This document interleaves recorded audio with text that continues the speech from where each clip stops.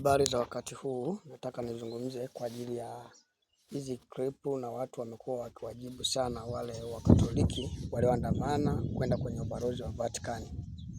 Lakini nataka tu nizungumze kwamba hatuwezi kukataa na kupinga moja kwa moja kwamba wale sio Wakatoliki, na kwa sababu tunajua kwamba taifa letu sio la kidini au la dhehebu fulani, na hawa watu wa madhehebu hauwezi kuwatambua kutokana na jinsi walivyo, kwa sababu kwa ujumla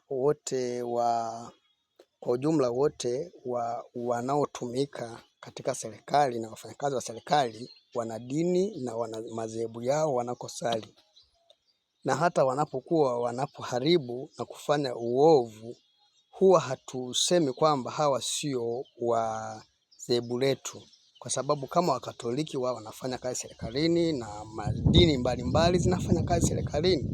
Kwa hiyo kitu cha msingi ni kwamba wale watu wakiwa ni Wakatoliki au ni machawa au ni watu wa aina gani waliokwenda kufanya vile, lakini hatuwezi tukakataa, kwa sababu haya mambo yanatokea na wote wanaofanya mambo yote katika taifa letu ni watu walioko kwenye dini na kwenye madhehebu.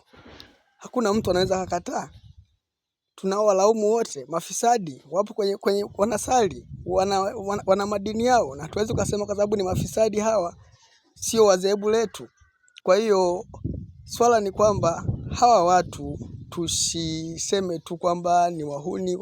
Wahuni wote wana madini yao, wana madhehebu yao. Kwa hiyo mimi nafikiria kwamba ni hali tu ya kuangalia kwamba hawa walikuwa wametumwa na wana mipango yao na wao wanatafuta kula kwao, lakini hatuwezi tukasema kwamba sio wa dhehebu fulani. Kama walivyojitambulisha ndio hivyo, kwa sababu wote wanaofanya uovu wanatoka wapi?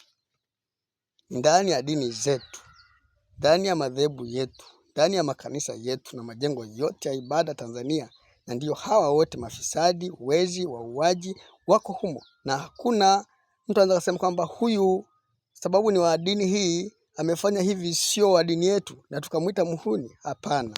Naomba tujue kwamba tuangalie matatizo na wala tusishirikishe sana mambo ya dini katika wakati fulani. Tuangalie tatizo lililopo katika taifa letu, tujue namna ya kutatua, maana itakuwa tatizo kubwa kama sasa tutageuka tena kwenye upande wa dini kushambuliana.